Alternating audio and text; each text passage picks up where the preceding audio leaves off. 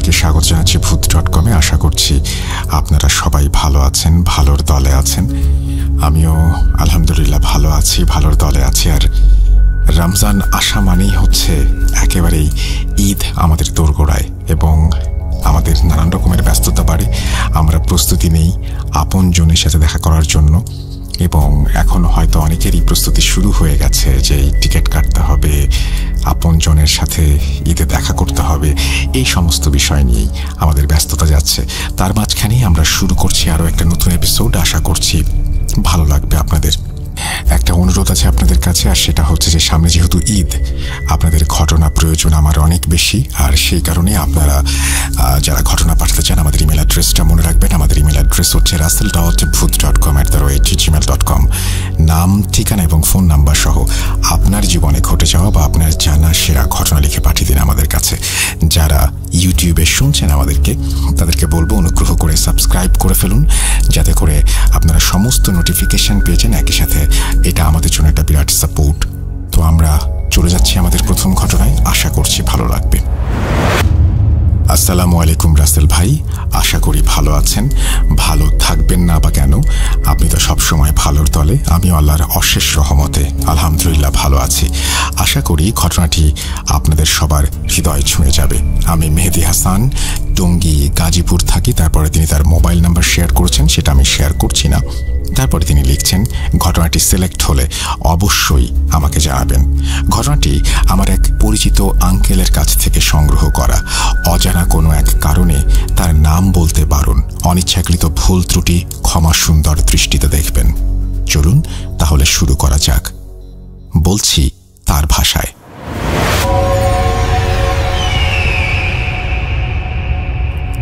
সে রাতে আমি ঘুমোতে পারিনি। মনের মধ্যে অদ্ভুত এক কৌতূহল, এক অজানা আকর্ষণ টানছিল আমাকে সেই পুরনো কুটিরের দিকে, যেখানে কেউ যেতে চায় না। গ্রামের এক কোণে নির্জন এক জায়গায় দাঁড়িয়ে আছে কুটিরটি। কত বছর আগে তৈরি হয়েছিল কেউ জানে না। অনেকে বলে ওটা আসলে এক সময় কোনো ধনী জমিদারদের শিকার কুঠি ছিল। আবার কেউ বলে এটা ছিল এক সাধুর আশ্রম, সেখানে সে তপস্যা করত। কিন্তু সময়ের সঙ্গে সঙ্গে কুটিরটি ভেঙে পড়ে যেতে থাকে, আর ধীরে ধীরে এক ভয়ানক কাহিনীর জন্ম হয়। কুটিরের দেয়ালগুলো ভাঙাচোরা, ফাটল ধরা কাঠের খুঁটিগুলো যেন এক একটা সময়ের সাক্ষী হয়ে দাঁড়িয়ে আছে। লতাগুল্মে ছেয়ে গেছে চারপাশ, আর জানালাগুলো ভাঙা। মাঝে মধ্যে বাতাসে জানালার পাল্লাগুলো এমনভাবে নড়ে ওঠে যেন কেউ ভেতর থেকে ঠেলে দিচ্ছে। অনেকেই বলে রাতে ওখান থেকে চাপা ফিসফিস শব্দ আসে, আর কখনো কখনো শোনা যায় কারো কান্নার আওয়াজ। সবাই বলে ওখানে জিনের বাস, কিন্তু আমি ভয় পাই না, কখনো পাইনি। তাই ঠিক করলাম আমি নিজেই যাব, নিজেই দেখব সত্যি কিনা। চাঁদের আলো মাটিতে পড়েছিল সোনালি ছাপ রেখে। বাতাস নিস্তব্ধ, শুধু মাঝে মাঝে দূর থেকে ভেসে আসা শেয়ালের ডাক। আমার হাতে ধরা একটা লণ্ঠন আর এক হাতে লাঠি। ধীরে ধীরে এগিয়ে গেলাম কুঠিটার দিকে। বুকের ভেতর কেমন যেন ধুকভুক করছিল, কিন্তু পা থামাইনি। কুটিরের সামনে এসে দাঁড়াতেই একটা গা ছমছমে অনুভূতি হলো। জায়গাটা একেবারে নীরব, যেন শত বছরেও এখানে কেউ আসেনি। দরজার কাঠ পুরনো, একটু চাপ দিতেই কড়াত করে খুলে গেল। ভেতরে ঢুকতেই দেখি ধুলোয় ঢাকা একটা পুরনো খাট, ভাঙা চেয়ার, আর মেঝেতে কিছু অদ্ভুত চিহ্ন। মনে হলো এখানকার সময় থমকে গেছে। তখনই হঠাৎ বাতাসটা যেন থেমে গেল। মনে হলো আমার আশেপাশে কেউ আছে। পেছন থেকে অদ্ভুত একটা শব্দ আসলো। আমি দ্রুত ঘুরে দাঁড়ালাম। সামনে দাঁড়িয়ে আছে একটা লম্বা ছায়ামূর্তি। তার চোখ দুটো দুধ সাদা, মুখে এক অস্বাভাবিক হাসি। আমার গলা শুকিয়ে গেল। আমি জিজ্ঞেস করলাম, তুমি কে? ওটা ধীরে ধীরে এগিয়ে এলো, খুব ধীর গলায় বলল, আমি সেই যে শত বছর ধরে এখানে আছে। আমার গা শিউরে উঠল। পেছনে সরে যেতে চাইলাম, কিন্তু পা আটকে গেল। সেই ছায়া আরো এগিয়ে এসে ফিসফিস করে বলল, তুমি এখানে এসেছো কেন? আমি কাঁপতে কাঁপতে বললাম, আমি জানতে চাই সত্যি এখানে জিন আছে কিনা। ওটা হেসে উঠল। সে হাসির শব্দ প্রতিধ্বনিত হলো। তারপর বলল, তুমি যা চেয়েছ তাই পাবে। এরপর কি হলো আমি জানি না। আমি কিছুই মনে করতে পারছি না। পরদিন সকালে আমাকে কুঠির সামনে পড়ে থাকতে দেখা গেল। আমার চোখ দুটো তখন ছিল অস্বাভাবিক লাল, মুখে এক অদ্ভুত হাসি। গ্রামের লোকজন খুঁজে পায় আমাকে। এখনো মাঝে মাঝে আমি ফিসফিস করে বলি, আমি সত্যিটা দেখেছি, আমি সত্যিটা জানি, কিন্তু কেউ বিশ্বাস করে না। ঘটনার পরদিন থেকে আমার জীবনে পরিবর্তন আসতে শুরু করলো। আমি আর আগের মতো নেই। গ্রামের লোকেরা আমার দিকে তাকালে কেমন যেন ভয় পায়। আমার শরীরে সবসময় একটা অস্বাভাবিক শীতল অনুভূতি লেগে থাকে। আর রাতে ঘুমানোর সময় মনে হয় কেউ আমার পাশে বসে আছে। আমার মা প্রথম লক্ষ্য করলো ব্যাপারটা। এক রাতে আমি ঘুমাচ্ছিলাম, হঠাৎ ঘুম ভেঙে দেখি মা পাশে দাঁড়িয়ে কাঁপছে। আমি জিজ্ঞাসা করলাম, কি হয়েছে মা? মা থর থর করে বলল, তোর মুখের উপরে একটা ছায়া ছিল, যেন কেউ ফিসফিস করে কিছু বলছিল। আমি ভয় পেলেও কিছু বললাম না। পরদিন সকালে আয়নার সামনে দাঁড়িয়ে আমি নিজেকে দেখতে গিয়ে চমকে উঠলাম। আমার চোখে চারপাশে কালো ছায়া, শরীর কেমন শুকিয়ে গেছে, আর আমার মুখে সবসময় একটা অদ্ভুত হাসি লেগে থাকে। এরপর রাতের বেলা আমার ঘরে অদ্ভুত শব্দ শোনা যেতে লাগলো। মাঝে মাঝে মনে হতো আমার পাশে কেউ বসে ফিসফিস করছে, আবার কখনো জানালার পাশে অদ্ভুত ছায়া দেখতাম। আমি ভয় পেতে শুরু করলাম। এক রাতে ঘুমের মধ্যে আমার শরীর হঠাৎ কেমন শক্ত হয়ে গেল। আমি নড়তে পারছিলাম না। চোখের সামনে একটা কালো ছায়া দেখা গেল। সে ধীরে ধীরে আমার দিকে এগিয়ে আসছিল। আমার মনে হলো আমি চিৎকার করতে চাই, কিন্তু গলা দিয়ে কোনো শব্দ বের হচ্ছে না। হঠাৎ ছায়াটি বলল, তুমি আমার কুটিরে যাবে, আমাদের তোমাকে অনেক কিছু বলার আছে। আমি ঘুমের ঘোরে মাথা নাড়লাম। পরদিন সকালে ঘুম ভাঙতেই বুঝতে পারলাম আমার হাতের তালুতে এক অদ্ভুত চিহ্ন। মনে হলো আগুনে পুড়িয়ে দেয়া হয়েছে। এখন আর পেছনে ফেরার উপায় নেই। আমাকে কুটিতে যেতেই হবে। আমি জানি না সেখানে আমার জন্য কি অপেক্ষা করছে। আমি আবার কুটিরে গেলাম। এবার কেবল কৌতূহল নয়, একটা রহস্য উদ্ঘাটনের তীব্র আকাঙ্ক্ষা আমাকে ঠেলে নিয়ে গেল সেই পুরনো স্থানে। দরজা ঠেলে ঢুকতেই দেখি আগের মতো সবকিছু ধুলোয় ঢাকা, কিন্তু এবার বাতাসে একটা অদ্ভুত গন্ধ ছড়িয়ে আছে, যেন পোড়া কাঠ আর ধূপের মিশ্রণ। হঠাৎ আমি মেঝেতে খেয়াল করলাম এক দুই জায়গায় ধুলো নেই। সেখানে স্পষ্টভাবে একটা বৃত্ত আঁকা, আর তার মাঝখানে ছোট্ট একটা দরজার চিহ্ন। বুকের মধ্যে কেমন যেন ঢিপ ঢিপ করতে লাগলো। আমি হাত দিয়ে মাটি সরাতে দেখলাম একটা কাঠের দরজা। আমি দরজা খুললাম, আর তার নিচে দেখলাম অন্ধকারে ঢাকা এক সিঁড়ি। নিচ থেকে আসছে চাপা ফিসফিসানি আর শ্বাস প্রশ্বাসের শব্দ। আমি জানি আমাকে নিচে নামতেই হবে। আমি ধীরে ধীরে সেই অন্ধকার সিঁড়ির দিকে এগোলাম। হাতের লণ্ঠনের আলো ঝিমিয়ে আসছে, আর চারপাশের শীতল বাতাস যেন আরো ভারী হয়ে উঠছে। নিচ থেকে ভেসে আসা ফিসফিসানির শব্দ স্পষ্ট হতে লাগলো, যেন কেউ নিচে দাঁড়িয়ে আমার আসার অপেক্ষা করছে। প্রথম ধাপ পেরোনোর পরেই আমার গায়ের লোম খাঁড়া হয়ে উঠল। মনে হলো অদৃশ্য কোনো শক্তি আমার আশেপাশে ঘুরে বেড়াচ্ছে। দ্বিতীয় ধাপে পা রাখতেই পেছন থেকে দরজাটা প্রচণ্ড শব্দে বন্ধ হয়ে গেল। আমি থমকে দাঁড়ালাম, কিন্তু পেছনে তাকানোর সাহস হলো না। আমি ধীরে ধীরে নামতে লাগলাম। একসময় সিঁড়ি শেষ হলো, আর আমি এক বিশাল গুহার ভেতর পৌঁছালাম। দেওয়ালে পুরনো লণ্ঠন জ্বলছে। তার ফিকে আলোয় আমি যা দেখলাম তাতে আমার শ্বাস বন্ধ হয়ে আসছিল। গুহার মাঝখানে পাথরের বেদির ওপর বসে আছে সেই ছায়ামূর্তি। আগের সেই দুধ সাদা চোখ, মুখে সেই অস্বাভাবিক হাসি, কিন্তু এবার তার চারপাশে ছায়ার মতো আরো কিছু অবয়ব দেখতে পেলাম। তাদের চেহারা অস্পষ্ট, কিন্তু তারা যেন আমার দিকে তাকিয়ে আছে। ছায়ামূর্তি ধীরে ধীরে উঠে দাঁড়ালো। তার স্বর গভীর, ভয়ঙ্কর। তুমি ফিরে এসেছ। আমরা জানতাম তুমি আসবে, কারণ তুমি এখন আমাদের একজন। আমার শরীর জমে গেল। আমি কাঁপা কাঁপা গলায় বললাম, তোমরা কি? আমি কি চাইলে এখান থেকে যেতে পারবো? হেসে উঠল ওরা। গুহার দেয়ালগুলোতে সেই হাসির প্রতিধ্বনি ঘুরে বেড়ালো। তুমি আর আগের মতো নেই। কুটির তোমাকে গ্রহণ করেছে। তোমার রক্তে এখন আমাদের ছোঁয়া লেগেছে। তুমি পালাতে পারবে না।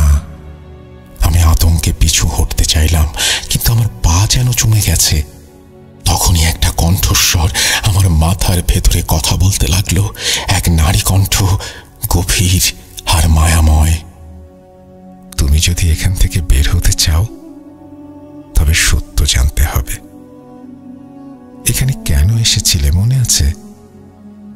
আমি মনে করতে চেষ্টা করলাম। হ্যাঁ, আমি এসেছিলাম কৌতূহল থেকে, কিন্তু এখন মনে হচ্ছে এই জায়গার সঙ্গে আমার গভীর কোনো সম্পর্ক আছে। নারী কণ্ঠ বলল, এই কুটির একসময় আমার ছিল। আমি এক অভিশপ্ত সাধককে আশ্রয় দিয়েছিলাম। সে অন্ধকার শক্তির সাধনা করত। এক রাতে সে নিজেকে অমর করার জন্য এক ভয়ানক আচার শুরু করে। আমি তাকে বাধা দিতে চাই, কিন্তু সে আমাকে হত্যা করে এই কুটিরে বেঁধে রাখে। সেই রাত থেকে আমি এখানেই আছি, অন্ধকারের মাঝে। আমি শ্বাস আটকে শুনছিলাম। নারী কণ্ঠ আবার বলল, তুমি মুক্ত হতে চাও? তবে আমাকে মুক্ত করো। আমি জিজ্ঞাসা করলাম, কিভাবে? নারী কণ্ঠ বলল, বেদির উপর রাখা লাল পাথরটা দেখেছ? ওটা ভেঙে দাও। আমি তাকিয়ে দেখি বেদির ওপর একটা ছোট লাল পাথর রাখা। আমি দ্বিধান্বিত হলাম, কিন্তু তখনই ছায়ামূর্তিটি আমার দিকে এগিয়ে এলো। ওটা ছবে না। কিন্তু আমি আর সময় নষ্ট করলাম না। ঝাঁপিয়ে পড়ে লাল পাথরটা হাতে নিলাম আর শক্তি দিয়ে মাটিতে ছুঁড়ে মারলাম। এক মুহূর্তের জন্য সবকিছু নিঃশব্দ হয়ে গেল। তারপর একটা বিকট চিৎকার, বাতাস কাঁপিয়ে তুলল। গুহার দেওয়ালে ছায়াগুলো মোচড়াতে লাগলো, আর সেই ছায়ামূর্তি যন্ত্রণায় কাঁতরাতে লাগলো। আমি দেখতে পেলাম ধোঁয়ার মতো একটা সাদা আলো বেরিয়ে এসে গুহার ছাদ ভেদ করে ওপরে উঠে যাচ্ছে। নারীকণ্ঠ মৃদু স্বরে বলল, ধন্যবাদ, এখন তুমি মুক্ত। গুহার ভেতর থেকে এক প্রচণ্ড বিস্ফোরণের শব্দ হলো, আর আমার চারপাশ অন্ধকার হয়ে গেল। আমি যখন জ্ঞান ফিরে পেলাম, তখন আমি কুটিরের বাইরে পড়ে আছি। কুটিরটা আরো ধ্বংসপ্রাপ্ত, যেন 100 বছর ধরে কেউ সেখানে আসেনি। গ্রামের লোকেরা আমাকে দেখে এগিয়ে এলো, কিন্তু তারা আমাকে চিনতে পারল না। আয়নায় নিজেকে দেখে আমিও চমকে উঠলাম। আমার চোখের কালো ছায়া উধাও, মুখের অস্বাভাবিক হাসিটা চলে গেছে। আমি আবার স্বাভাবিক, কিন্তু আমি জানি সেই ছায়ামূর্তি আর ফিরে আসবে না। কুটিরের অভিশাপ শেষ হয়েছে। আমি আর কখনো সেখানে ফিরে যাইনি, কিন্তু আজও রাতে বাতাসে কখনো কখনো শুনতে পাই একটা ফিসফিসানি। ঘটনাটি তিনি এখানেই শেষ করেছেন, সমাপ্তি টানেননি। ঘটনাটা খুবই অদ্ভুত, অন্যরকম। আমি যখন পড়ছিলাম, তখন আমি প্রত্যেকটা মুহূর্ত উপলব্ধি করতে পারছিলাম, দেখতে পাচ্ছিলাম সামনে। এবং আমি জানি না যে এত চমৎকারভাবে তিনি লিখেছেন সেটা কিভাবে সম্ভব হয়েছে। গেছে। থ্যাংক ইউ সো মাচ মেহেদি, আপনাকে অসংখ্য ধন্যবাদ। আপনি লিখেছেন টঙ্গী থেকে এবং আশা করছি ভবিষ্যতে আপনার ঘটনা পাবো। আপনি ঘটনা পাঠাবেন সেই বিশ্বাস রেখেই আমরা চলে যাব আমাদের পরবর্তী ঘটনায়। যারা এতক্ষণ ধরে উপভোগ করলেন তাদের যদি ভালো লাগে তাহলে অবশ্যই কমেন্ট সেকশনে সেটা জানিয়ে দেবেন। আর যদি ভালো না লাগে বা এই ঘটনা নিয়ে যদি আপনাদের কিছু বলার থাকে সেটাও কমেন্ট সেকশনেই জানাবেন আশা রাখি। আমি আবারও অনুরোধ করব যারা আমাদেরকে শুনছেন এখনো পর্যন্ত সাবস্ক্রাইব করেননি তাদের সবাইকে সাবস্ক্রাইব করার জন্য আমি অনুরোধ করব। এবং সামনে যেহেতু ঈদ, আপনাদের ঘটনা পাঠানোর জন্য অনুরোধ করব, কারণ আপনারা ঘটনা না পাঠালে ঈদটা আমাদের আসলে ঠিক ওই চমৎকারভাবে করা হয়তো হবে না। আর সেই জন্যই আমি আপনাদের সবার কাছে এই অনুরোধটা রেখে আমি পরবর্তী ঘটনায় যাচ্ছি। চলুন শুরু করা যাক।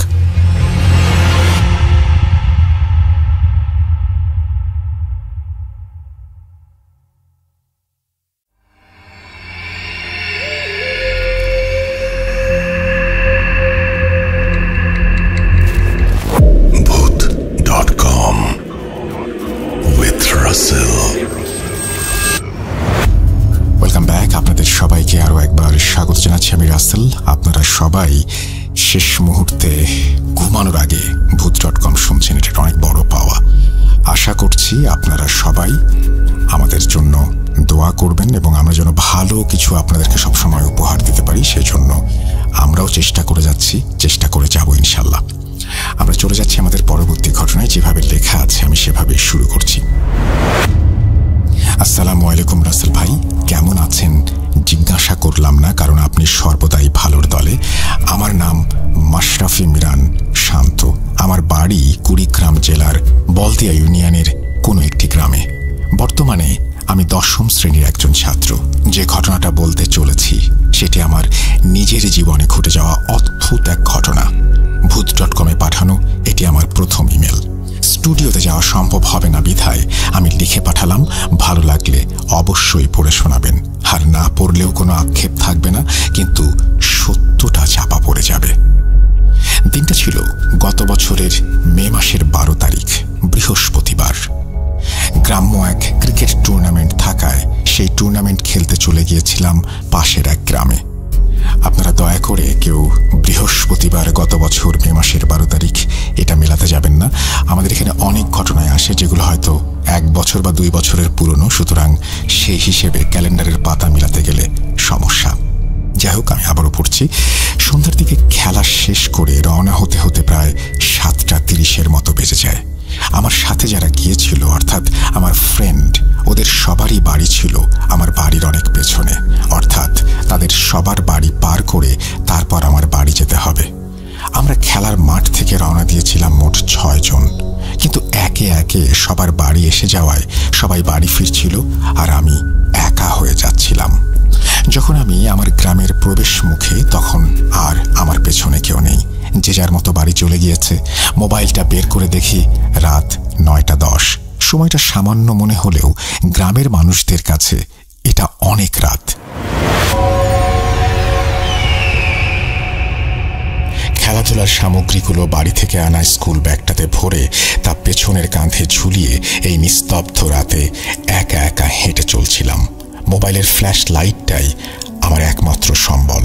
যেহেতু আমি এই গ্রামেরই ছেলে, সেহেতু গ্রামের সকল রাস্তাঘাট ও চারপাশের সকল ঝুঁকিপূর্ণ জায়গাগুলো সম্পর্কে আমার বেশ ভালোই ধারণা ছিল।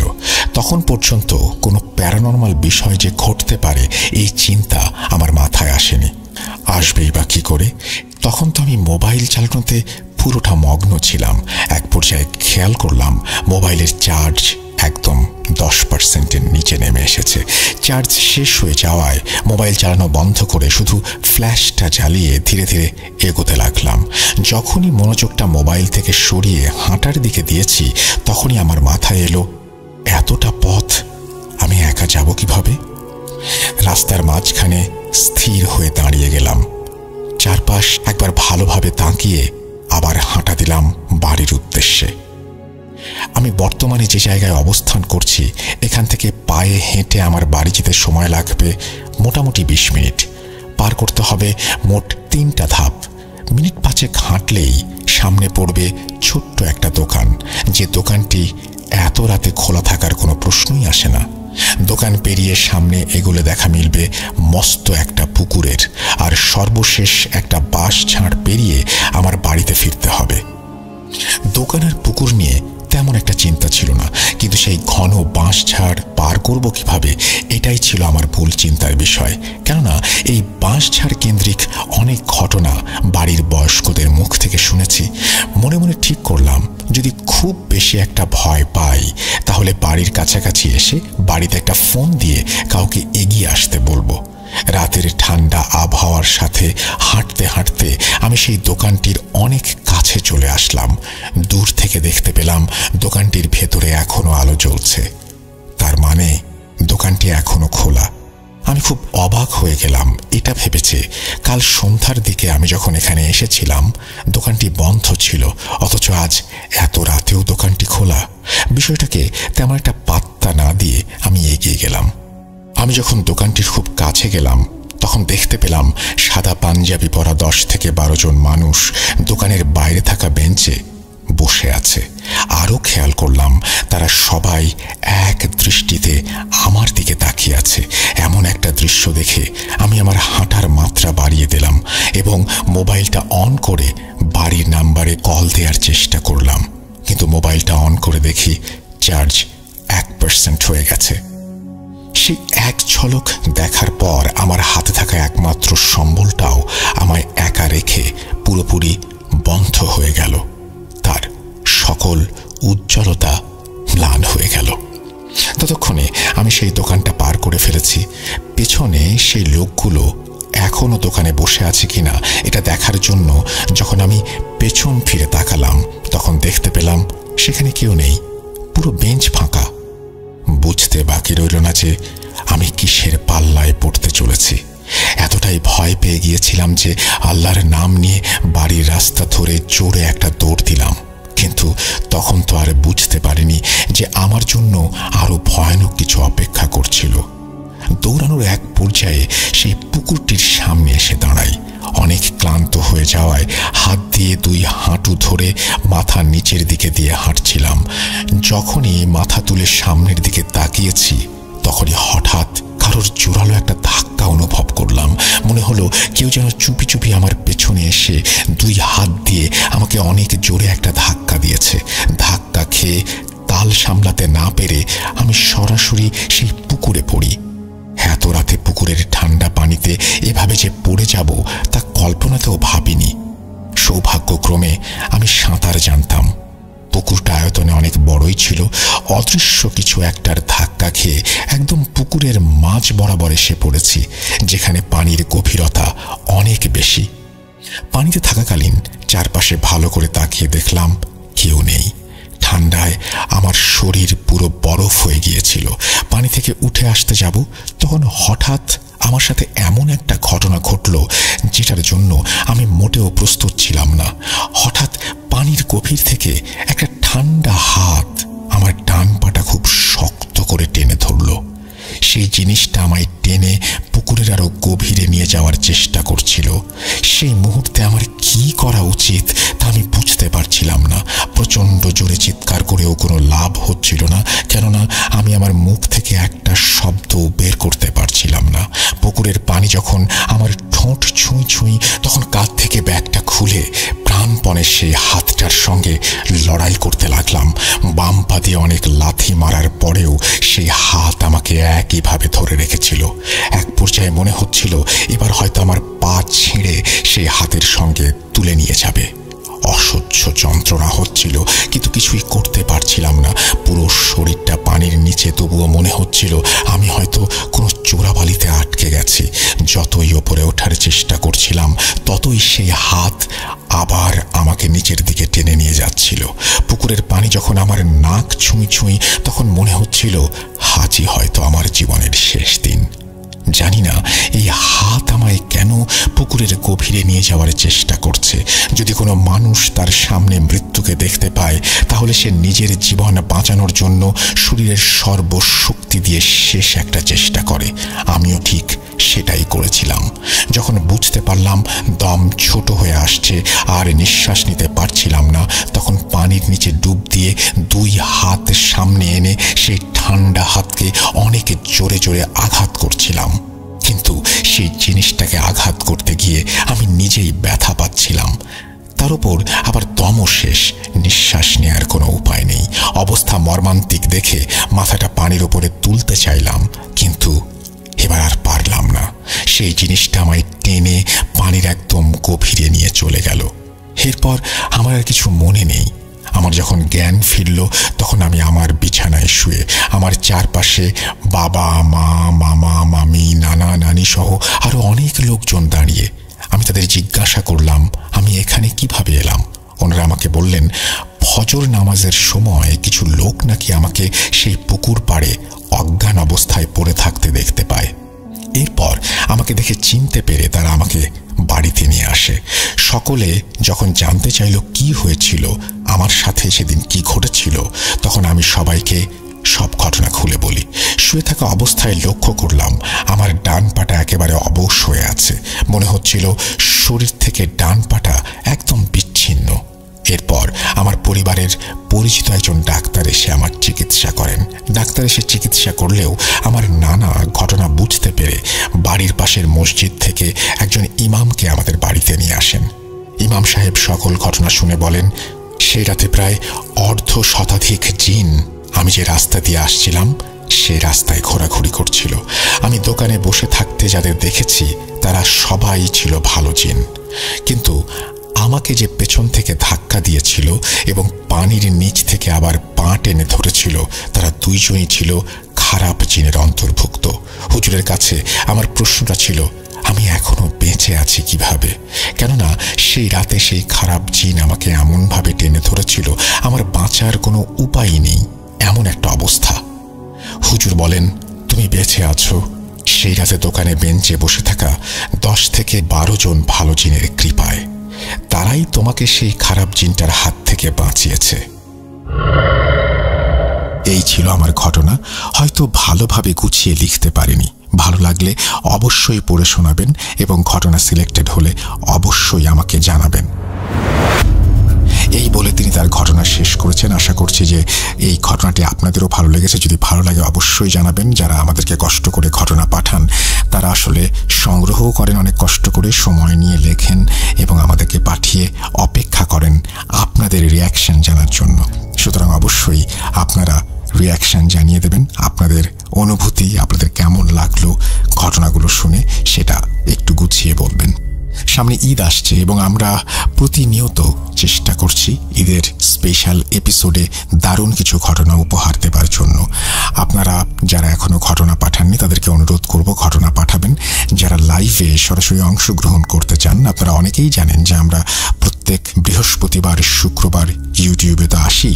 এছাড়াও আমরা প্রত্যেক মঙ্গলবার একজন অতিথিকে নিয়ে বা একাধিক অতিথিকে নিয়ে অংশগ্রহণ করার চেষ্টা করি আপনাদের সাথে এবং আপনাদেরকে ঘটনা শোনাই। সুতরাং আপনারা যদি মঙ্গলবারের জন্য আপনাদের দিনটা বরাদ্দ রাখতে পারেন এবং আপনারা যদি অংশগ্রহণ করতে পারেন আমাদের সাথে, তাহলে আরো জমজমাট হয়ে উঠবে ভূত.com। আমি এই মুহূর্তে চলে যাব সেই সমস্ত ঘটনায় যে ঘটনাগুলো হয়তো আপনারা আগে কখনো শুনেছেন বা কখনোই শুনেননি, বা ঘটনাগুলো এমন যে আপনাদের বারবার শুনতে ইচ্ছে করে। এরকম কিছু ঘটনা শোনাবো। আশা করছি ভালো লাগবে আপনাদের। যারা ইউটিউব চ্যানেলটি এখনো সাবস্ক্রাইব করেনি তাদেরকে অনুরোধ করব দয়া করে আমাদের ইউটিউব চ্যানেলটি সাবস্ক্রাইব করুন, আমাদের সাপোর্ট করুন এবং একই সাথে যদি ঘটনা ভালো লাগে অবশ্যই লাইক দিতে ভুলবেন না, কমেন্ট করতে ভুলবেন না, শেয়ার দিতে ভুলবেন না। চলুন আমরা হারিয়ে যাই আরো অন্যরকম ভয়ের রাজ্যে।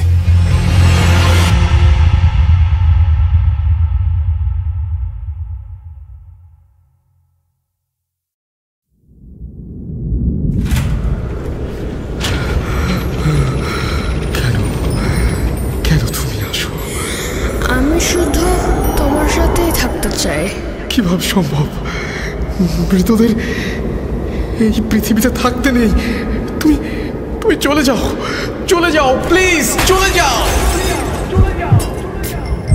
সবটাই কি ইলুশন, নাকি অন্য জগতের কেউ কখনো হাজির হয়ে যায় চোখের পলকে। ভূত.com with রাসেল। Welcome back. আপনাদের সবাইকে স্বাগত জানাচ্ছি আমি রাসেল। আশা করছি আপনারা সবাই ভালো আছেন, ভালোর দলে আছেন। চলুন কথা না বাড়িয়ে শুরু করা যাক। ঘটনাটি আমাদের পাঠিয়েছেন এমডি সালমান খান। যেভাবে লেখা আছে আমি সেভাবেই পড়ে শোনাচ্ছি। আসসালামু আলাইকুম রাসেল ভাই, আমার নাম আতিকুর রহমান আতিক। আমার বাসা নওগাঁ জেলা নিয়ামতপুর থানা ঘোলকুড়ি গ্রাম। আমি আমার বাবার সাথে ঘটে যাওয়া একটা বাস্তব ঘটনা শেয়ার করলাম। আপনি পড়ে শোনালে অনেক খুশি হব।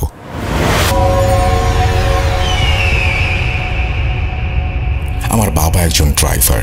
তিনি 6 চাকার বড় ট্রাক চালান। তো বাবা সব সময় বাড়িতে দেরি করে আসেন। 12টা 1টা, কোনো দিন 3টা বাজে। একদিন প্রায় দিনের মতোই ফিরতে দেরি হচ্ছে, তাই বাবা একটা সিগারেট ধরিয়ে খেতে খেতে বাজার থেকে বাড়ির দিকে আসেন। বাজার থেকে বাড়ি খুব একটা বেশি দূরে নয়, 20 মিনিটের মতন লাগে। বাজার থেকে সোজা রেল লাইন, তারপরে হাতের ডানে একটা রাস্তা। কিছুটা পথ এগিয়ে এলে একটা কালভার্ট পড়ে, সেখানে অনেকগুলো বাঁশঝাড় আছে।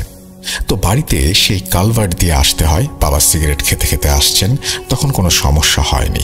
যখনই কালভার্ট দিয়ে তিনি আসছেন, অর্থাৎ কালভার্ট পার হবেন, রাত 1টা কি 1:30 হবে, সামনে দেখলেন একটা বেড়াল। বাবা বেড়ালটাকে দেখে কিছু না ভেবে হাঁটতে লাগলেন। আরও কিছুটা সামনে এগিয়ে এসে তিনি দেখলেন বিড়ালটি একটি কুকুরে পরিণত হলো। তাও তার মনে সাহস নিয়ে তিনি সামনে এগোতে থাকলেন। কিন্তু কিছু দূর যাওয়ার পরে দেখলেন কুকুরটি একটি গরুর বাচ্চায় পরিণত হলো। আমাদের এলাকায় বাছুর বলে এটিকে। সেই কুকুরকে গরুর বাচ্চার রূপ নিতে দেখে বাবা ভয়ে চিৎকার দিয়ে সেখানেই অজ্ঞান হয়ে যান। তার চিৎকার শুনে পাশের বাড়ির একজনের ঘুম ভেঙে যায়।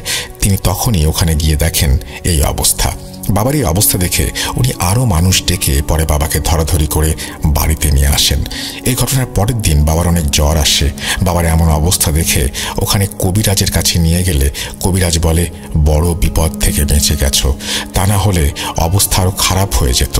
এই বলে তিনি বাবাকে তাবিজ এবং পানি পড়া দেন। তারপর থেকে বাবার সাথে তেমন কোনো সমস্যা হয়নি।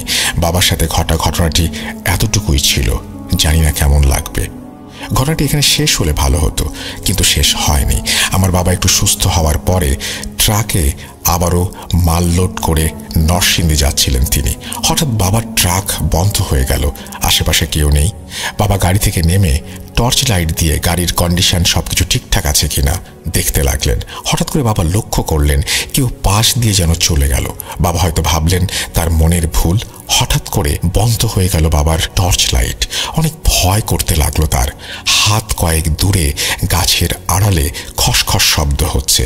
বাবা ভাবছেন কোনো কুকুর বেড়াল হবে, কিন্তু লক্ষ্য করে দেখলেন সেই গাছের আড়ালে অনেক বড় একটা আগুনের গোলা এ ডাল থেকে ও ডালে ছোটাছুটি করছে, গুঙানির মতো আওয়াজ করছে। বড় একটা সাপ ফনা তুলে বাবাকে ছোবল মারতে আসছে। বাবা ভয়ে চুপসে গেলেন। তারপরে ঘটল অদ্ভুত এক ঘটনা। বাবার ট্রাকটি একা একা স্টার্ট হয়ে গেল। সামনের হেডলাইটগুলো একা একাই জ্বলে উঠল এবং সেই ট্রাকটি আস্তে আস্তে বাবার দিকে ধেয়ে আসতে লাগলো। বাবা কি করবেন বুঝতে পারছেন না। তিনি প্রাণপণে ছুটতে লাগলেন। দৌড়াতে দৌড়াতে গহীন জঙ্গলে ঢুকে পড়লেন। সেখানে দেখলেন অনেকগুলো মানুষের অবয়ব। এবার কিছুটা স্বস্তি পান তিনি। কাছে যেতে বাবা দেখলেন সেগুলো কোনো মানুষ না। না আছে তাদের চোখ, না আছে তাদের মুখ, কারো কারো মাথাও নেই। বাবা এবার আরো ভয় পেয়ে যান। ওই লোকগুলো অনেক চিৎকার করছিল, বলছিল এবার তোকে আমরা শেষ করে ফেলবো। বাবা মাটিতে অজ্ঞান হয়ে যান। পরের দিন সকালবেলায় বাবার যখন জ্ঞান ফেরে তখন তিনি দেখেন তিনি একটা ভাঙা কবরের পাশে শুয়ে আছেন। শরীরে প্রচণ্ড পরিমাণের জ্বর, খুব ক্লান্ত লাগছে। তারপর বাসায় জানাজানি হলে বাবাকে পাশের একটা হসপিটালে ভর্তি করানো হয়। 10 দিন হসপিটালে থেকে সুস্থ হন তিনি।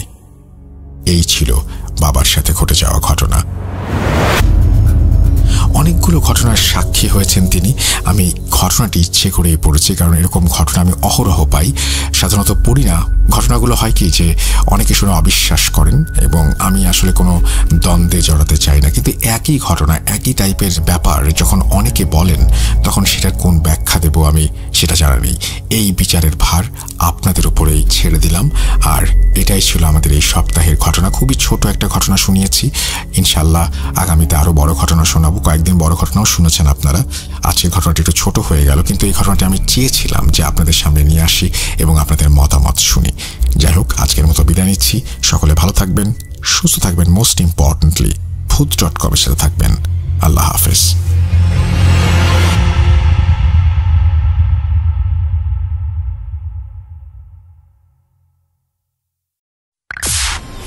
Entertainment is a must. শুনুন স্বাধীন পডকাস্ট।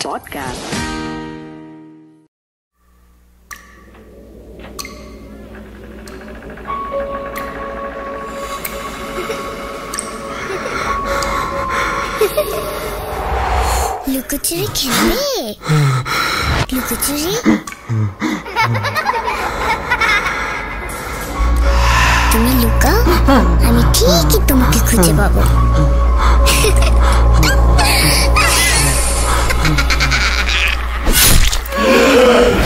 Voot.com with Russell.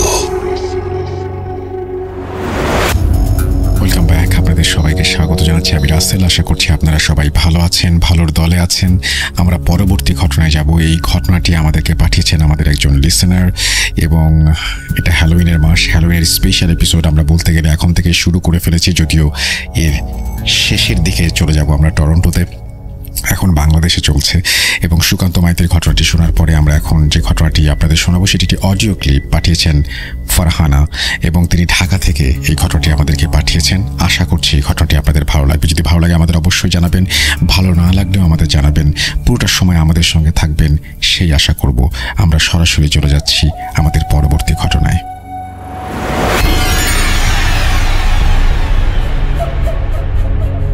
আসসালামু আলাইকুম রাসেল ভাই, আশা করি ভালো আছেন।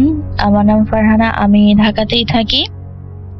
ভূত এফএম আমার খুব পছন্দের একটা শো, তবে পারিবারিক ও ব্যক্তিগত কিছু ব্যস্ততার কারণে আমি রেগুলার ভূত এফএম শুনতে পারি না।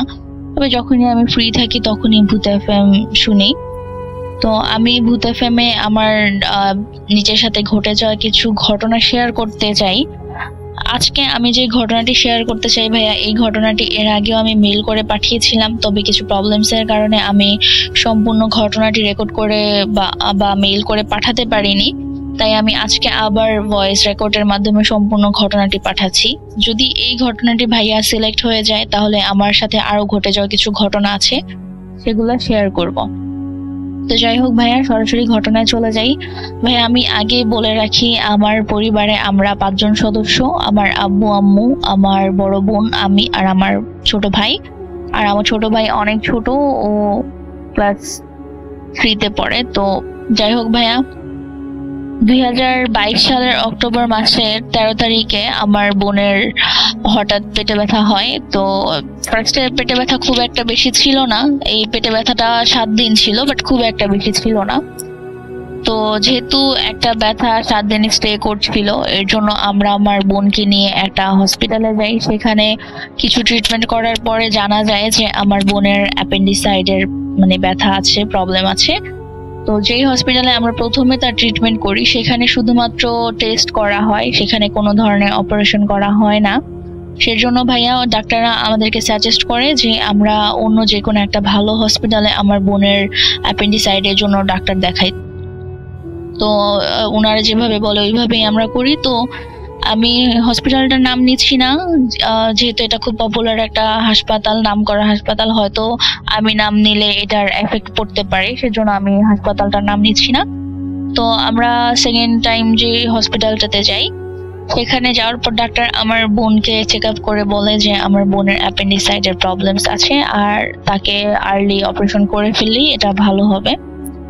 তো ওনার ডাক্তাররা সাজেস্ট করে যে ওই দিনই আমার বোনকে হাসপাতালে ভর্তি করার জন্য। ইভেন আমরা ডাক্তারের সাজেস্ট অনুযায়ী ওই দিনই আমার বোনকে হসপিটালে ভর্তি করি। তো হাসপাতালটা আমার বাসা থেকে কিছুটা দূরে ছিল ভাইয়া, আর আমার ছোট ভাই ছোট হওয়ার কারণে আমার আম্মু আমার বোনের সাথে স্টে করতে পারেনি হসপিটালে, আমাকে রেখে আছে। তো এর আগে পরে আমি কখনোই ভাইয়া হাসপাতালে ছিলাম না, এটাই আমার প্রথম হাসপাতালে থাকা। তো আমার আম্মু আব্বু আমার বোনকে হাসপাতালে ভর্তি করে তারা বাসায় চলে আসে। তো ওই রাতে ভাইয়া কোনো রকমের কোনো প্রবলেম হয় না। আর আমরা ভাইয়া হাসপাতালে একটা ওয়ার্ডে ছিলাম, যেহেতু ওয়ার্ডে অনেক লোক থাকে, তো দেখা যাবে যে সময়টা ভালো যাবে বা সবার সাথে কথা হবে, মিলেমিশে থাকা যাবে, এই কারণে শুধুমাত্র আমরা ওয়ার্ড নিয়েছিলাম। তো আমরা একটা সিট নেই, ওই এক সিটে আমার বোন ছিল আর আমি ফ্লোরে বিছানা করে থাকতাম রাতে। তো প্রথম রাতে ভাইয়া কোনো প্রবলেম হয়নি। পরের দিন সকালে ডাক্তার আসে, যেদিন আমরা ভর্তি করি আমার বোনকে, তার পরের দিন সকালে ডাক্তার আসে, এসে আমার বোনকে চেক আপ করে আমার বোনের অপারেশনের ডেট ফিক্সড করে। তারা ভর্তি তৃতীয় দিন আমার বোনকে অপারেশনের কথা বলে। তৃতীয় দিন সকাল 11টায় আমার বোনের অপারেশন হবে, এটা আমাদের জানায়। তো যাই হোক ভাইয়া, তৃতীয় দিন আমার অপারেশন যখন হয় আমার বোনের, তখন আমার আব্বু আম্মু আসে। আমার বোনকে সকাল 11টায় অপারেশন থিয়েটারে নিয়ে হয়, আর তাকে পোস্টিং রুমে দিতে দিতে অলমোস্ট 3:30 বেজে যায়। তো ভাইয়া বলে রাখি, অপারেশন থিয়েটারের সামনে অথবা পোস্টিং রুমের সামনে ওই হসপিটালে মানে ঘুমানোর মতন বা রাত কাটানোর মতন কোনো সিস্টেম নাই। সেখানে জাস্ট কয়েকটা বসে ওয়েট করার মতো চেয়ার দেয়া, এছাড়া আর কিছুই ছিল না। আর বলে রাখি ভাইয়া, হাসপাতালটা 12 তলা। তো হাসপাতালের 10 নম্বর ফ্লোরে হচ্ছে স্টুডেন্টসদের ক্লাস করানো হয়, আর 12 নম্বর ফ্লোর যেটা, সেটা তখন শুধুমাত্র করা হয়েছে, তবে সেটা তখন পর্যন্ত ওপেন হয়নি। জাস্ট কমপ্লিট করা, ওপেন হবে আর কিছুদিন পরে, এমন টাইমে আমরা হসপিটালে যাই। আর আমার বোনের অপারেশনটা হয় ভাইয়া 6 তলায়, আর আমাদের মানে ওয়ার্ডটা ছিল বা যে ওয়ার্ডে আমরা ছিলাম সেটা ছিল 11 তলায়। তো যাই হোক, আমার বোনকে পোস্টিং রুমে দেওয়ার পর আমার আব্বু আম্মু ওই দিন রাতের 11:30 তারা বাসায় চলে আসে। তো ওই রাতে যেহেতু বেড খালি ছিল, আর আমি ভাই আগেই বলেছি যে আমি ফ্লোরে ঘুমাতাম, তো ওই রাতে আমার বোনকে 6 তলায় পোস্টিং রুমে রাখা হয়, আর বেড খালি থাকার কারণে আমি ওই রাতটা 11 তলায় বেডেই ছিলাম। তো রাতের 11:30টার দিকে বা এরকম হবে, আমার আব্বু চলে আসার সময় আমাকে বলছে যে আমার বোনকে কিছুক্ষণ পর পর যে পোস্টিং রুমে দেখে আসার জন্য, যে তার কোনো প্রবলেম হচ্ছে কিনা। তো আব্বু যেরকমটা বলে আমি ওইরকমটাই করার ট্রাই করি। আমি ভাইয়া রাতে 12:30টায় একবার আমার বোনকে দেখে আসি পোস্টিং রুমে, 11 তলা থেকে নেমে 6 তলায় যে আমি পোস্টিং রুমে দেখে আসি। তো কোনো প্রবলেম ছিল না, যার জন্য আমি আবারও উপরে 11 তলায় রুমে চলে আসি ওয়ার্ডে। তো আসার পরে ভাইয়া আমি বেডে ঘুমিয়ে যাই। রাতের 2:30টার দিকে একজন নার্স এসে আমাকে বলে যে আমার বোনের কিছু প্রবলেমস হচ্ছে নিচে পোস্টিং রুমে, আমাকে এক্ষুনি বলছে ডাক্তার যেতে। তো ভাইয়া আমি খুব আর্লি তাড়াহুড়ো করে তখনই আমি 2:30 বাজে আমি 11 তলা থেকে 6 তলা নেমে যাই আমার বোনকে দেখার জন্য। তো আমি ভাইয়া রুমে যে দেখি যে ওইখানে কোনো ধরনের কোনো প্রবলেম ছিল না, আমার বোন একেবারেই স্বাভাবিক ছিল, নর্মাল ছিল। আর আমি পোস্টিং রুমে যেয়ে দেখি ওইখানে কিছু নার্স ছিল, কিছু ডাক্তার ছিল। আমি তাদেরকে জানাই যে আমার বোনের কি প্রবলেম, আমাকে কেন ডাকা হয়েছে। তখন তারা আমাকে একটা বিষয় বলে যে তারা আমাকে ডাকেনি, মানে আমাকে তারা নক দেয়নি বা ডাকেনি, আমার বোন সম্পূর্ণ সুস্থ আছে। তো তখন ভাইয়া আমি ব্যাপারটা খুব একটা সিরিয়াসলি নিইনি। আমি পোস্টিং রুম থেকে বেরিয়ে আমি লিফটে উঠি। আর আমরা সবাই জানি যে লিফটে অলওয়েজ একটা ফ্লোর বেশি কাউন্ট করা হয়। আই মিন যদি আমরা 6-এ ক্লিক করি তাহলে সেটা 7 ফ্লোরে যেয়ে থেমে যাবে, এরকম। তো ভাইয়া যেহেতু অনেক রাত ছিল, ওই সময়ে পোস্টিং রুমের সামনে বা অপারেশন থিয়েটারের সামনে কেউই ছিল না, শুধু আমি একাই ছিলাম, আর লিফটেও কেউ ছিল না। তো ভাইয়া আমি লিফটে উঠে লিফটের 10 নম্বর ফ্লোরে ক্লিক করি, যেহেতু আমি 11 তলায় যাব। আর আমরা সবাই জানি যে লিফটের ভিতরে একটা ছোট মনিটর থাকে যেখানে ফ্লোরগুলো শো হয়, আমরা কত নম্বর ফ্লোরে নামছি সেটা শো হয়। তো ভাইয়া আমি লিফটের 10-এ ক্লিক করি। ক্লিক করার পরে লিফট তো রানিং হয়, স্টার্ট হয়। তো আমি ভাইয়া মনিটরের দিকে তাকিয়ে দেখি যে লিফটের 10 নম্বর ফ্লোর শো করছে, তার মানে আমি 11 নম্বর ফ্লোরে চলে আসছি। তো আমি লিফটের 10 নম্বর ফ্লোরে দেখে আমি ভাইয়া নেমে যাই। লিফট থেকে নেমে আমি সোজা তাকিয়ে দেখি যে আমি 11 নম্বর ফ্লোরে না, আমি 9 নম্বর ফ্লোরে। তখন আমার ব্যাপারটা একটু খটকা লাগে যে আমি লিফটের মনিটরে 10 দেখেছি, তাহলে আমি 9 নম্বর ফ্লোরে কিভাবে আসলাম। তো ভাইয়া আমি তখন মনে করি যে না, হইতে পারে এটা আমার দেখার ভুল। তো আমি আবারও লিফটে উঠে যাই। এগেইন আমি লিফটে উঠে আমি আবারও লিফটে 10 নাম্বার ফ্লোরে ক্লিক করি। ক্লিক করার পর ভাইয়া 2-3 সেকেন্ড লিফটটা চলার পরে আমি আবারও মনিটরের দিকে তাকিয়ে দেখি যে লিফটের 10 নাম্বার ফ্লোর শো করছে। তো ভাইয়া আমি আবারও লিফট থেকে নেমে যাই। এবার আমি যেটা দেখি যে আমি 12 নাম্বার ফ্লোরে, সেই ফ্লোরটা যেটা তখন পর্যন্ত ওপেন ছিল না। তো এবার আমি ভাবলাম যে হয়তো লিফটের কোনো টেকনিক্যাল প্রবলেমস হতে পারে। তো আমি ভাইয়া ভাবছি যে না, যেহেতু একটা ফ্লোর নিচে 12 তলায় আছি, 11 তলায় যাব, একটা ফ্লোর সিঁড়ি দিয়ে নেমে গেলে আমি 11 নম্বর ফ্লোরে চলে যাব। তো এটা ভেবে ভাইয়া আমি সিঁড়ি থেকে নামতে থাকি। তো একটা ফ্লোর নেমে ভাইয়া আমি জাস্ট শকড হয়ে যাই। আমি সেই একটা ফ্লোর থেকে নেমে দেখি যে আমি 9 তলায় আবার চলে আসছি। মাঝের 11 তলা আর 10 তলা তখন অব্দি আমি খুঁজে পাচ্ছি না। তো 9 তলায় যখন আমি যাই ভাইয়া, যে দেখি ওইটা একটা শিশু ওয়ার্ড, ওইখানে অনেক বাচ্চারা খেলাধুলা করছে ভিতরে, আর সামনে মানে কেচি গেটের সামনে কিছু ডাক্তারস বসে আছে, তবে তারা আমার দিকে অনেকটা রাগান্বিত ভাবে তাকিয়ে আছে। তো যাই হোক ভাইয়া, আমি অনেকটা ভয় পেয়ে যাই। ভয় পেয়েও আমি একজন নার্সকে জিজ্ঞেস করি যে আমি 11 তলায় যাব, আমি তো লিফটে এসেছি, প্রবলেম হয়েছিল, আর আমি সিঁড়িতে এসেও আমি 11 তলা খুঁজে পাচ্ছি না, তো যদি আপনি হেল্প করতেন তাহলে ভালো হইতো। তো উনি আমাকে যেটা বললো যে আপনি এক কাজ করেন, আপনি সিঁড়ি দিয়ে একটা ফ্লোর উপরে যান, একটা ফ্লোর উপরে গেলেই আপনি 11 তলা পাবেন। তো ভাইয়া যেহেতু আমি 9 নাম্বার ফ্লোরে ছিলাম, আমি একটা ফ্লোর উপরে গেলে আমি 10 নাম্বার ফ্লোর পাবো, বাট উনি আমাকে বলছে যে আপনি একটা ফ্লোর উপরে গেলে 11 নম্বর ফ্লোর পাবেন। তখন ভাইয়া আমি যেহেতু একটু নার্ভাস ছিলাম, আমি ব্যাপারটা অতটা সিরিয়াসলি নিইনি। ওনার কথায় আমি একটা ফ্লোর উপরে উঠি। তো ভাইয়া একটা ফ্লোর উপরে উঠে আমি দেখি যে আমি এগেইন 12 তলায়, মানে মাঝের 10 তলা আর 11 তলাটা তখন অবধি আমি দেখতে পাচ্ছি না। তো ভাই যেহেতু আমি থার্ড টাইমও আমি 12 তলায় মিস্টেক হয়ে আমি 12 তলায় চলে গেছি। তো এটা দেখে আমি অনেকটা ভয় পেয়ে যাই, আর 12 তলা ভাইয়া সম্পূর্ণ অন্ধকার ছিল। তো এটা দেখে আমি আরো বেশি ভয় পেয়ে যাই। তো ভাই আমি কি বলবো, কাকে ডাক দিব, যেহেতু অনেক রাত ছিল, আশেপাশে কাউকে দেখছি না।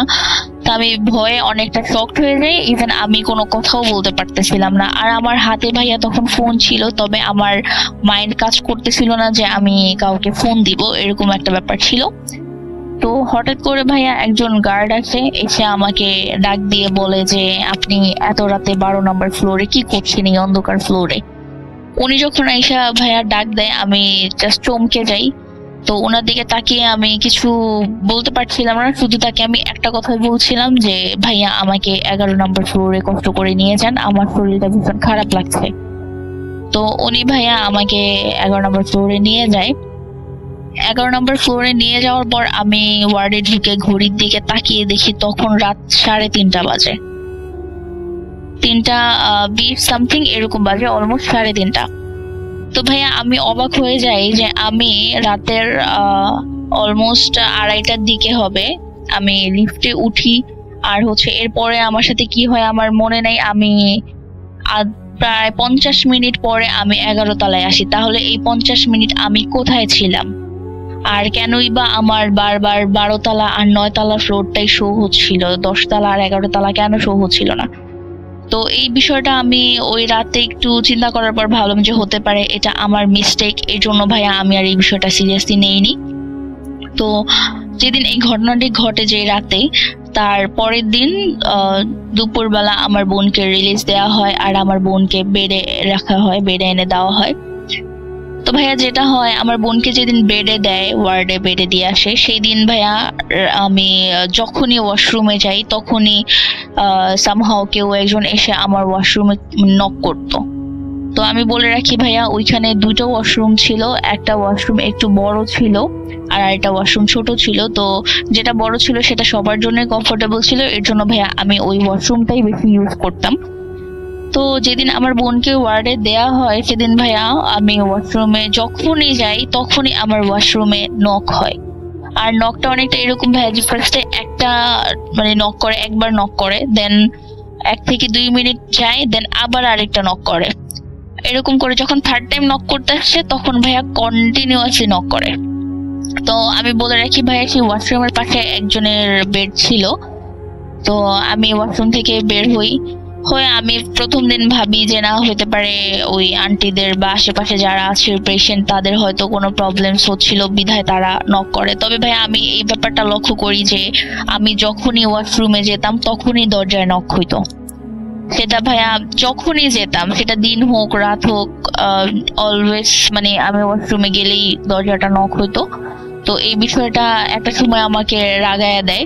তো আমি ওয়াশরুম থেকে বের হয়ে ওয়ার্ডে সবার উদ্দেশ্যেই বলি যে ওয়াশরুমে মানুষ কোনো মানে ঘুরতে যায় না, এখানে একটা ন্যাচারাল ওয়ার্কের জন্য যায়, কেন আপনারা এত বারবার নক করছেন?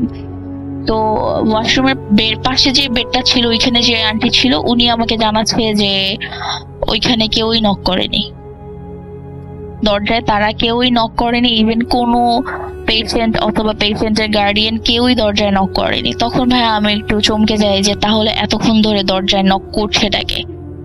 তো আমি এই বিষয়টা ওই আন্টিকেও কিছু না জানাই আর আমার বোনকেও আমি কিছু জানাইনি। তো এটা ভাইয়া পঞ্চম রাতের ঘটনা, পঞ্চম দিন যেদিন আমি রাতে ঘুমানোর সময় ভাইয়া তখনও প্রায় 1:30-2টা বেজে যায়।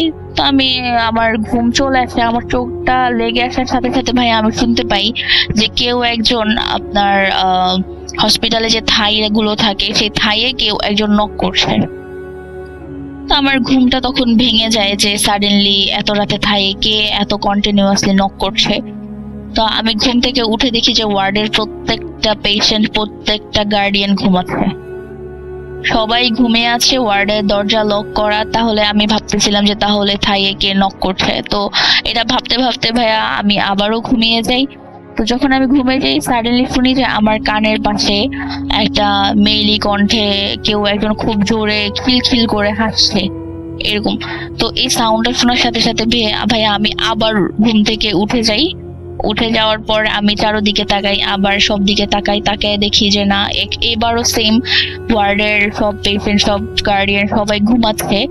তো আমি ভাবলাম যে হতে পারে বাহিরের হাসপাতালে যেহেতু বাহিরের হয়তো কেউ এসে হাসছে। তো আমি ওয়ার্ডের থেকে বের হয়ে ভাইয়া যেটা দেখি বাহিরে একটা মানুষও ছিল না, একজনও ছিল না, না কোনো ডাক্তার না কোনো নার্স, কেউ ছিল না। তাহলে আমার কানের কাছে এসে ওই অট্ট হাসিটা কে দিয়েছিল? তো এটা ভাবতে ভাবতে আমি আবারও ওয়ার্ডে যাই, যে আবার শুয়ে পড়ি। আমি এর মাঝে ভেবেছিলাম যে আমার বোনকে ডাক দিব, বাট আমার বোন সিক, তার জন্য তাকেও আর ডাক দেওয়া হয়নি। তা আমি সেকেন্ড টাইম যখন আমি মানে আবারও ঘুমিয়ে পড়ি তখন সেম ওয়েতে এসে কেউ একজন খাইতে নক করছে। তো ভাইয়া আমি এটা শোনার পর আমি আর এবার চোখ খুলিনি, আমি চোখ বন্ধ করে রেখেছিলাম, কারণ আমি ভাবতেছিলাম যে এবার আমি শুনতে চাই যে কে কাজটা করছে, কে নক করছে বারবার। তো আমি সজাগ হয়ে যাই, বাট আমি চোখ খুলিনি।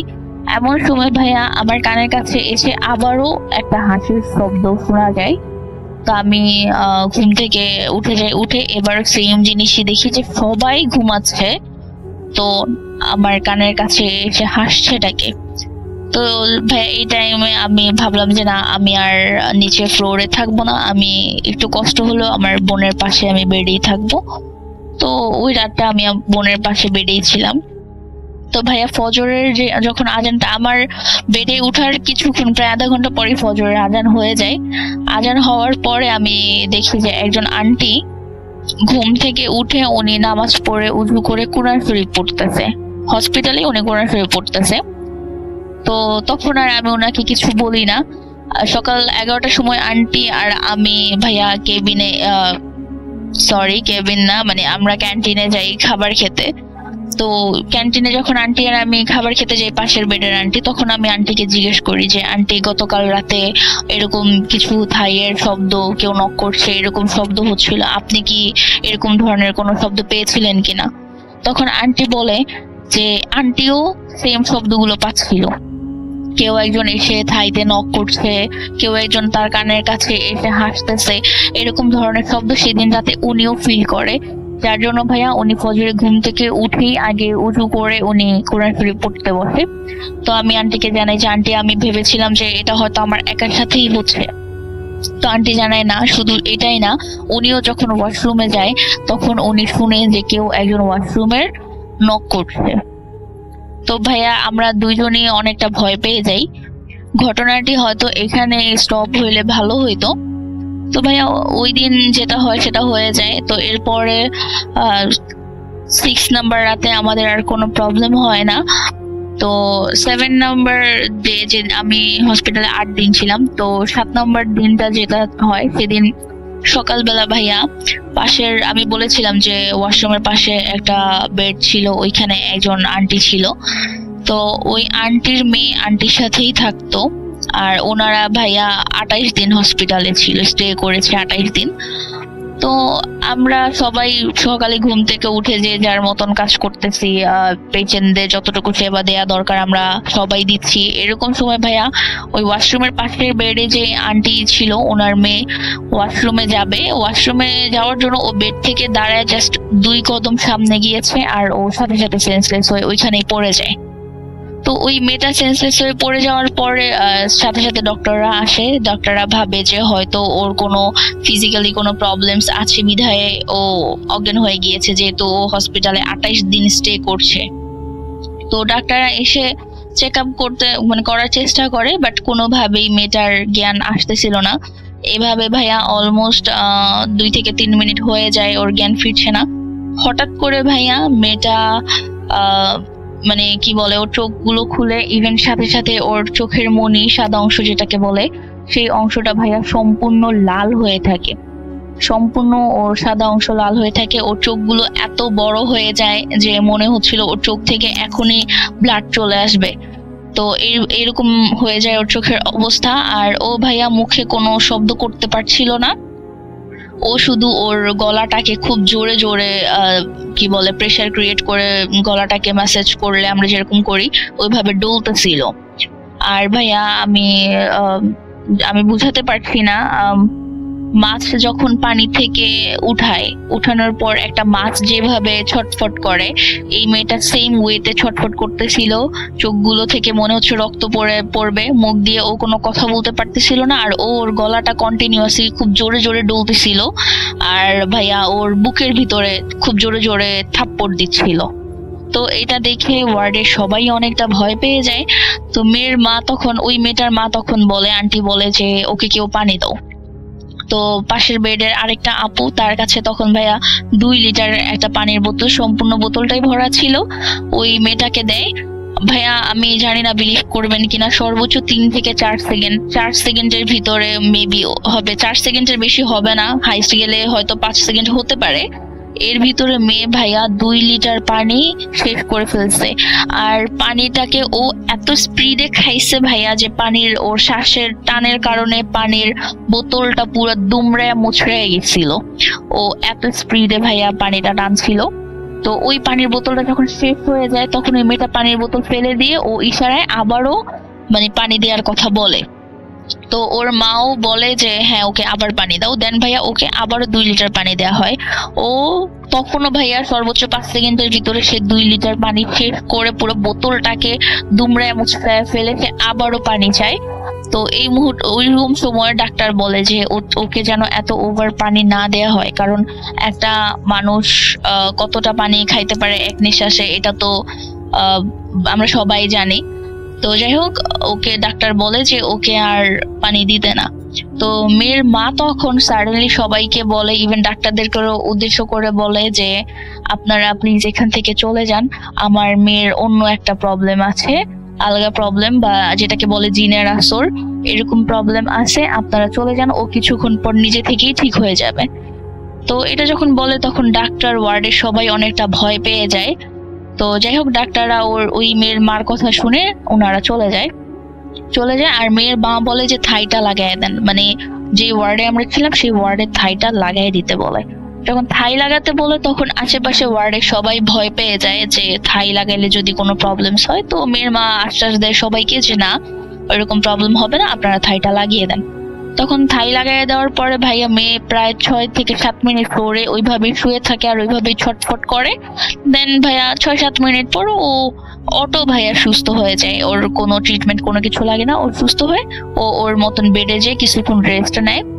রেস্ট নেওয়ার পরে ভাইয়া দেখি ও হঠাৎ করে কাপড় টাপড় গুছাচ্ছে, ও চলে যাবে এখান থেকে।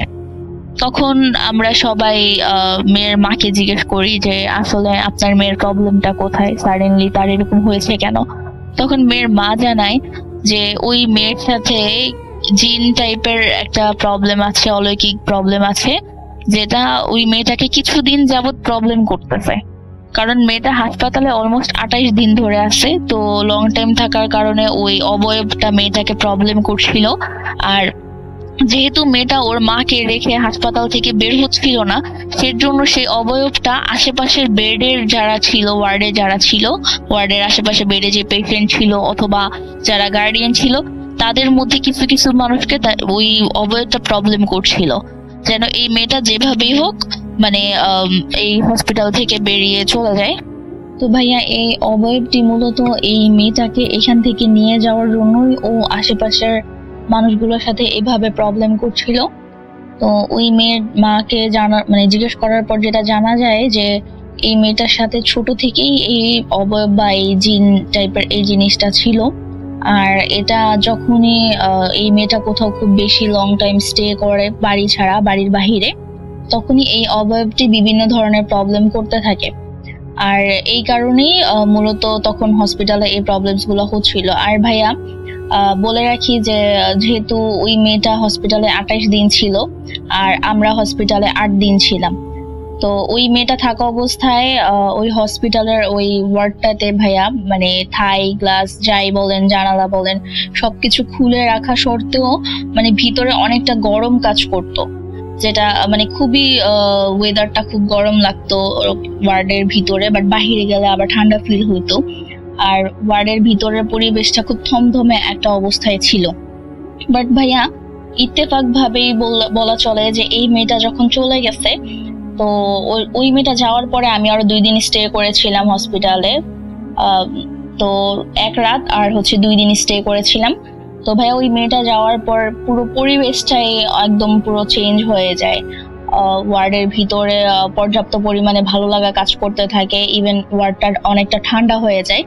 তো ওই এট লাস্ট আমরা এটাই জানতে পারি যে এই মেয়েটার কারণেই মূলত আমরা মানে কিছু কিছু কি বলে পেশেন্ট, কিছু কিছু গার্ডিয়ান আমরা এরকম প্রবলেমস এর ফেস করেছিলাম। তো এই ছিল ভাইয়া আমার ঘটনা। যদি ভালো লাগে তাহলে শোনাবেন।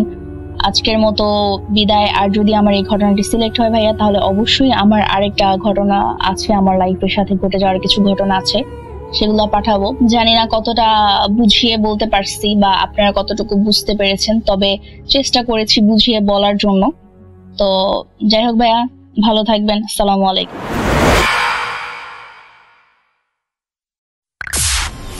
Entertainment is a must. শুনুন স্বাধীন পডকাস্ট।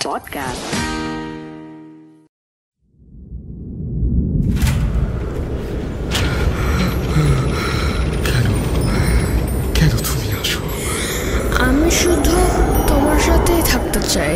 কিভাবে সম্ভব? মৃতদের এই পৃথিবীতে থাকতে নেই। তুমি তুমি চলে যাও প্লিজ, চলে যাও। সবটাই কি ইলুশন, নাকি অন্য জগতের কেউ কখনো হাজির হয়ে যায় চোখের পলকে?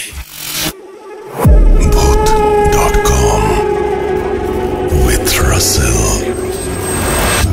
Welcome back. আরও একবার আপনাদের স্বাগত জানাচ্ছি আমি রাসেল। আশা করছি আপনারা সবাই ভালো আছেন, ভালোর দলে আছেন। আজকের এপিসোডের শেষ অডিও ক্লিপটি আমি এখন আপনাদের শোনাবো। আশা করছি এই ঘটনাটিও আপনাদের ভালো লাগবে। যদি ভালো লাগে অবশ্যই আমাদের জানাবেন, ভালো না লাগলেও জানাবেন। এবং হ্যালোইন স্পেশাল এপিসোড সামনে আসছে, সেই জন্য যেমন আপনারা ঘটনা পাঠাবেন, আমরা 200তম এপিসোডের জন্য প্রস্তুতি নিচ্ছি, সেই জন্য ঘটনা পাঠাবেন। যারা টরন্টোতে আছেন তারা কমেন্টে জানিয়ে দিন, ইমেল করুন, আপনাদের কাছে পৌঁছে যাবে আমাদের সমস্ত সময়সূচি এবং সব কিছুর বিস্তারিত সব ব্যাপারগুলো আমরা জানিয়ে দেবো আপনাদেরকে। আমাদের ফেসবুক পেজে আপনারা চোখ রাখুন, www.facebook.com/russell.স্বাধীন। আমরা চলে যাব আমাদের পরবর্তী ঘটনায়।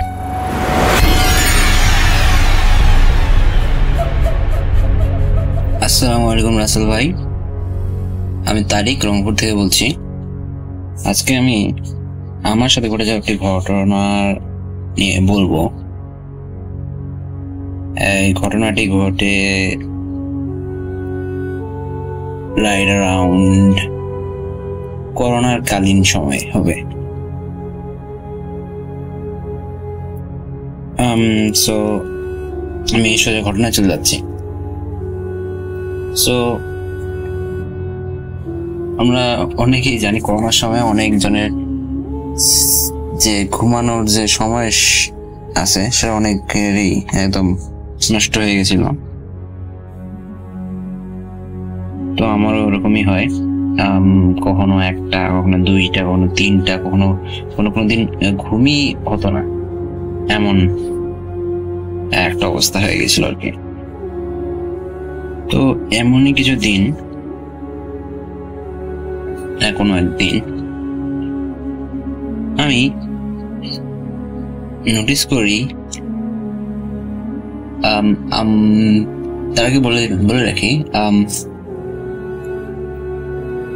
আমাদের যে বাসা আছে তার সামনে একটি বাসা, আর তার মধ্যে একটু ফাঁকা জায়গা, মানে অনেক ছোট চাপা গুলির মতো থাকে। সেখানে মানুষ চলাচল করা যাবে, মনে একজন মানুষ চলাচল করা যাবে এমন এত একটু চাপা রাস্তা নয়, তবে একটি মানে ফাঁকা জায়গা। আর ওইদিকেই আমার আর কি জানালাটা। সো একদিন রাত 2টো না 3টা বাজবে। সো এমন সময় আমি ইয়ারফোনে গান শুনতেছি, অ্যান্ড আমি নোটিস করলাম খচমচ শব্দ করতেছে। তো খচমচ শব্দ করছে, আমি প্রথম খেয়াল করিনি, অতটা নোটিস মানে অতটা ইম্পর্টেন্স দেয়নি। তারপরে দেখলাম মানে খচমচ শব্দটা আবার হচ্ছে, আবার একদম চুপ, আবার খচমচ শব্দ হইতেছে। তো আমি ইয়ারফোন খুলে শুনলাম, মানে শোনার চেষ্টা করলাম কিসের শব্দ হচ্ছে। তো ইয়ারফোনটা খুলে আমি মানে বুঝলাম যে কিছু একটা, মানে ওই ফাঁকা জায়গাতে কিন্তু অনেক মরা শুকনা পাতা পড়ে থাকে। সো ওইখানে কেউ হাঁটলে যেমন শব্দ হয় তেমন একটা শব্দ পাচ্ছি না। তো রাসেল ভাই, এটা কিন্তু আনকমন না, মানে ওই দিক দিয়ে সচরাচরই আপনার বিড়াল, তারপরে ফাঁকা জায়গাতে ঢুকার জায়গা আছে। তো আমাদের পাশের বাড়ির ছাগল, তারপরে কখনো কখনো কিছু হিন্দু মহিলা আসতেন, তারা এসে এই মানে পাতাগুলো নিয়ে যেত। সো রাতের টাইমে তোর মহিলা আসবে না, রাতের টাইমে আর কি মানে বিড়াল এরকম যাওয়া আসা করতো, এটা আমরা জানতাম। বিড়াল আমাদের ছাদের উপর দিয়েও যায় ধাম ধাম শব্দ করে। সো এটা আনকমন ব্যাপার ছিল না, মানে সো অতটা ইম্পর্টেন্স না দিয়ে আমি আবার গান শুনতেছি। তাই দেখতেছি তো মানে এতক্ষণ ইম্পর্টেন্স দেয়নি, তাই নোটিস করলাম না। এবার মনে হইতেছে যে পুরা গলিটা আছে, এই পুরো গলিটা যাইতে যতক্ষণ সময় লাগবে ততক্ষণ পর্যন্ত শব্দটা হইতেছে, আবার থামতেছে, আবার যাইতেছে, আবার মানে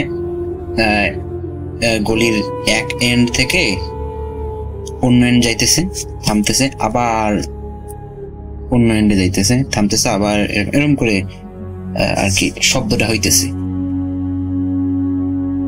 তো আমি ভাবলাম কিরে, বিড়াল যদি হয় সে তো একবার চলে গেই, আর তো সাউন্ড করার কোনো কথা না।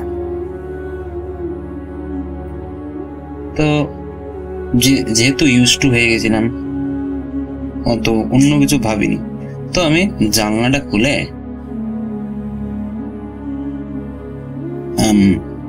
দেখার চেষ্টা করলাম যে কি জিনিসটা, কি মোবাইলের ফ্ল্যাশ লাইট অন করে দেখার চেষ্টা করতেছি যে কি বাইরে, কি এটা।